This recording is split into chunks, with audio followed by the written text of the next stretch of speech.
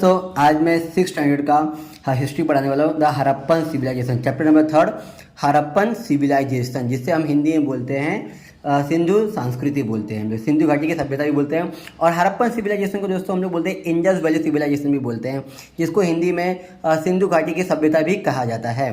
तो दोस्तों इसमें हम सबसे पहले देखने वाले हैं हड़प्पन सिविलाइजेशन हमें कब मालूम पड़ा, कैसे मालूम पड़ा और किसने खोज की थी, कब हुआ, ये देखते हैं। तो दोस्तों अंग्रेजों के ज़माने में यानी कि 1921 में, कभी 1921 में एक आर्कियोलॉजिकल एक्सकवेशन हुआ था, फर्स्ट बिगन इन 1921। तो फर्स्ट टाइम ये हमें कब मालूम पड़ा, ये हमारे एक पुरातात्विक खोज हुई थी 1921 में। एक आर्कियोलॉजी डिस्कवरी हुई थी 1921 में, जहाँ पे हमें ये पंजाब के पास रावी नदी के आसपास का जो क्षेत्र है वहाँ पर हमें ये मालूम पड़ा था कि यहाँ पर एक बहुत बड़ा शहर, लेकिन धीरे धीरे एक सामान हमें मिलना चालू हुआ था। तो हमने स्लो बहुत सारे खुदाई की, तो हमें वहाँ पे पूरा एक शहर मिला और इस शहर का नाम पड़ा हड़प्पन सिविलाइजेशन। क्या नाम पड़ा इसका दोस्तों? Harappan civilization. That is how this civilization came to known as the Harappan civilization. जब इसकी खोज हुई रावी नदी के आसपास, सबसे पहले इसका जो हमें इसका सबूत मिला वो रावी नदी के आसपास मिला, और फिर बाद में पूरा हमें इसका मिलता है हमारे इंडस वैली के आसपास। तो यानी कि हमारे जो सिंधु नदी है, सिंधु नदी के आसपास का जो क्षेत्र है वहाँ पर ही पूरा शहर देखने मिला, इसलिए इसका नाम पड़ा सिंधु घाटी की सभ्यता पड़ा, और इंग्लिश में बोलते हैं हड़प्पन सिविलाइजेशन बोलते हैं। Excavation were also carried out the Mohenjo-daro at place about 650 km to the south of Harappa in the Indus Valley। अगर इंडस वैली यानी कि हमारे सिंधु घाटी से अगर 650 किलोमीटर दूर देखोगे तो आपको वहाँ पे हमें एक बहुत बड़ा शहर देखने मिला था, इसका नाम है मोहनजोदाड़ो। क्या नाम था इसका? मोहनजोदाड़ो नाम था।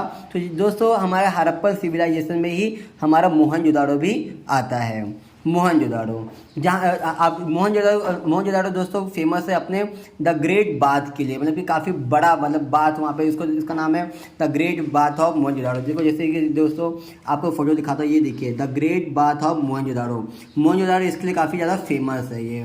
सो दोस्तों ये आपको दोस्तों बता दूंगा कि जो ये बात है ये कम से कम 2.5 मीटर गहराई है इसकी, और इसका कम से कम 12 मीटर लंबाई है और 7 मीटर चौड़ाई इस बात, इसलिए इसका नाम पड़ा the great bath of Mohenjodaro. ये मोहनजोदाड़ो में पड़ता है, इसलिए इसका नाम पड़ा Mohenjodaro, the great bath of Mohenjodaro. दोस्तों ये देख लीजिए, ये हमारा मैप है, और इस मैप के द्वारा मैं आपको बताता हूँ मैं कि कहाँ पे हमें ये सब शहर देखने मिला था। सो देखिए, ये देखिए दोस्तों, सबसे पहले हमें यहाँ लिखना होगा कि cities sites of Harappan civilization, मतलब कि हड़प्पन सिविलाइजेशन का कौन से साइट्स है ये, और ये साइट्स हमारा मॉडर्न सिटी प्रेजेंट, ये हमारा मॉडर्न सिटी है आज के ज़माने का। तो ये हमारा जो है ये है हमारा जहाँ पे हड़प्पन, यानी कि यहाँ पे जो ब्लैक बैकग्राउंड है ये सब जगह पर हमें हड़प्पन सिविलाइजेशन देखने मिला था, यानी कि हमें बोलते सिंधु घाटी की सभ्यता हमें देखने मिली थी। तो दोस्तों जैसे कि यहाँ पर मांडा, और ये है हड़प्पा, रूपर, बनौली, ये सब जितना भी एरिया है, तो दोस्तों यहाँ सब हमें हड़प्पन सिविलाइजेशन के सबूत हमें देखने मिले थे ये सारे क्षेत्रों में। दोस्तों आज हमारा जो हड़प्पन सिविलाइजेशन है ये आज की डेट में ज़्यादा से ज़्यादा जो उसका पूरा एरिया है वो आता है पाकिस्तान में आता है। तो दोस्तों कुछ एरिया आता है हमारे भारत देश के राजस्थान में आता है, कुछ क्षेत्र आता है उसका गुजरात में आता है। तो दोस्तों एक्चुअली ये जो हड़प्पन सिविलाइजेशन है ये सच कि हमारा जो इंडस रिवर है, इंडस रिवर को हम हिंदी में बोलते हैं सिंधु घाटी, हम लोग उसको मतलब कि उसको सिंधु नदी बोलते हैं। तो सिंधु नदी के आसपास के क्षेत्र में ये पूरा बसा था हमारा हड़प्पन सिविलाइजेशन, यानी कि सिंधु घाटी की सभ्यता इसको बोल सकते हैं हम लोग इसको। दोस्तों ये देखिए, generally the same characteristics are seen in all the places of the Harappan civilization. This include town planning, roads, construction of houses, drainage system, seals, pots, toys and a burial custom.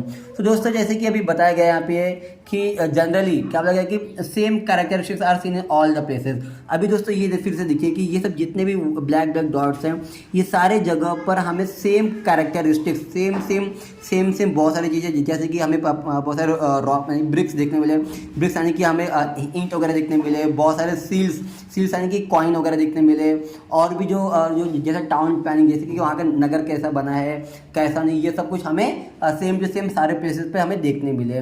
तो जैसे सील्स हो गए, pot यानी कि जो भी मिट्टी के बर्तन वगैरह रहते हैं ना, तो वो जो मिट्टी के बर्तन वगैरह जैसे कि एक प्लेस पे मिला, दूसरे जगह पे भी हमें वैसे ही मिला, तीसरे प्लेस पे भी हमें सेम वैसे ही मिला। तो इससे हमें ये मालूम पड़ता है कि वो सारा जो जितना भी बड़ा क्षेत्र, जितना भी एरिया आता है, ये सारे एरिया हमारे हड़प्पन सिविलाइजेशन के अंडर में आता है, ये पूरा एरिया। दोस्तों हम आगे बढ़ते हैं। देखिए housing and town planning. Housing and town planning मतलब कि दोस्तों उन लोग अपना लोग किस तरह घर बनाते थे और अपना नगर किस तरीके से बनाते थे उन लोग। तो आगे हम देखते हैं। The houses and other structures in the Harappan civilization were mainly build with bake bricks. दोस्तों जिस तरीके से आज के डेट में हम लोग एक एकदम पक्के ईंट का घर बनाते हैं, सेम दोस्तों उस ज़माने में उन लोग भी एक पक्के ईंट का घर बनाया करते थे। जैसे कि आज से 3500 साल पहले की बात है, जिस समय मतलब कि हमारे भारत देश में अगर आज से 100-150 साल, अगर 150-200 साल पहले भी जाए तो हमें वहाँ पे पक्के ईंट का घर देखने नहीं मिलता है, या फिर हमें बड़े बड़े पत्थरों का घर देखने मिलता है। पर दोस्तों आज से 3500 साल पहले सोचो कि उन लोग कितना अपने आप में कितना ज़्यादा डेवलप कर चुके होंगे, उनके मतलब कि उनके अंदर कितना ज़्यादा मॉडर्नाइजेशन होगा कि उन लोग उस ज़माने में अपने घर वगैरह बेक ब्रिक्स यानी कि पके हुए मतलब कि एकदम कड़क ब्रिक्स से बनाते थे। और in some places unbaked bricks and stones were also used for construction. और कहीं पे ये भी बोला गया है कि कहीं पे हम लोग को मतलब कि कच्चे मिट्टियों का घर भी हमें देखने मिला है। और the houses had room built around the central courtyard और the houses had wells, bathrooms and toilets. और दोस्तों ये भी बताया गया कि वो जो घर बनते थे उस घर के अंदर हमें एक मतलब कि सेंट्रल कोर्टयार्ड यानी कि हमें आंगन वगैरह देखने मिलता था, घर के अंदर हमें कुएं देखने मिलते थे, बाथरूम देखने मिलता था और टॉयलेट। जैसे दोस्तों देखो आज भी दोस्तों देखो तो बहुत सारे घरों में आपको टॉयलेट देखने नहीं मिलेगा, यानी कि हमें जो शौचालय देखने के लिए नहीं मिलता है। पर लेकिन दोस्तों उस समय सोचो उन लोग उनके अंदर कितना आधुनिकता यानी कि कितना मॉडर्नाइजेशन होगा कि वो मतलब कि उस ज़माने में उन्होंने अपने घर के अंदर बाथरूम मतलब एकदम वेल बाथरूम बना के रखा था, वेल यानी कुआं, पानी पीने के लिए कुआं बना के रखा था। और टॉयलेट्स वगैरह जैसे उन लोग बाहर ना जाए शौचालय के लिए, उन लोग अपने घर के अंदर ही टॉयलेट बना के रखते थे। There was an excellent drainage system in which bake earthen contents were use. और दोस्तों उन लोग अपने घर के अंदर दोस्तों बोलते हैं ना कि अच्छा खासा ड्रेनेज सिस्टम बना के रखा था। तो दोस्तों ड्रेनेज सिस्टम यानी क्या होता है कि जिस तरीके से आज हमारे घर में जैसे कि हमारे घर में जो बाथरूम वगैरह रहता है, तो वो हमारे घर के जो बाथरूम वगैरह से एक नाली निकलती है जहाँ से पूरे गंदे पानी हमारा पास हो जाता है, उसको बोलते हैं drainage system.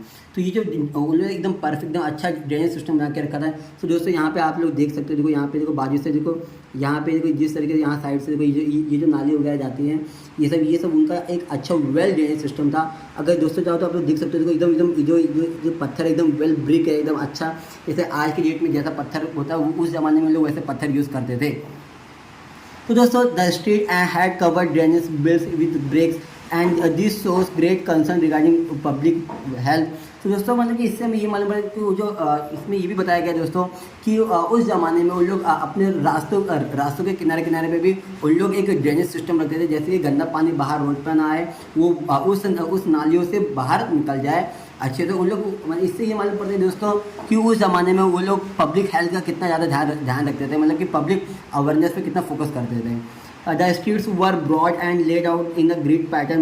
Houses were built in the rectangular blocks created by them. और दोस्तों जो स्ट्रीट्स यानी कि जो मतलब कि जो लोगों को चलने के जो रास्ता होते थे वो भी एकदम चौड़े रास्ते बनाए गए थे।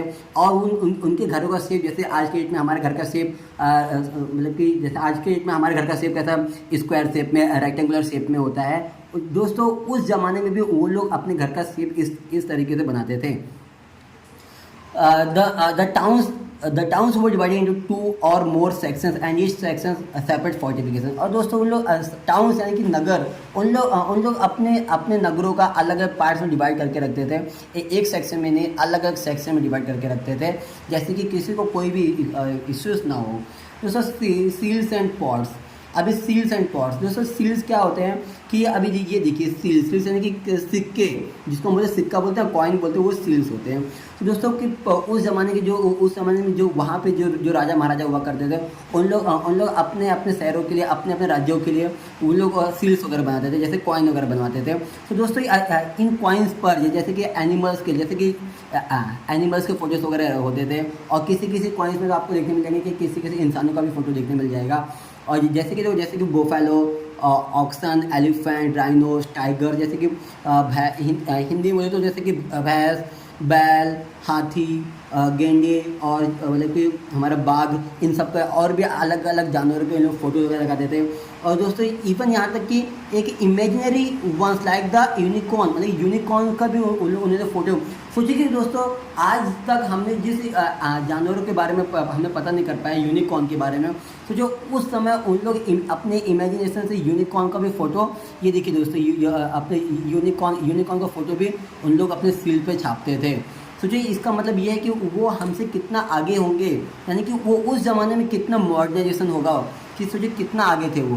दोस्तों आज के डेट में आज के हमारे इस वीडियो में इतना ही, आगे हम अपने नेक्स्ट पार्ट में कंटिन्यू करेंगे। तो दोस्तों अगर आपको मेरी वीडियो अच्छी लगी हो तो लाइक, शेयर, सब्सक्राइब और कमेंट जरूर करें।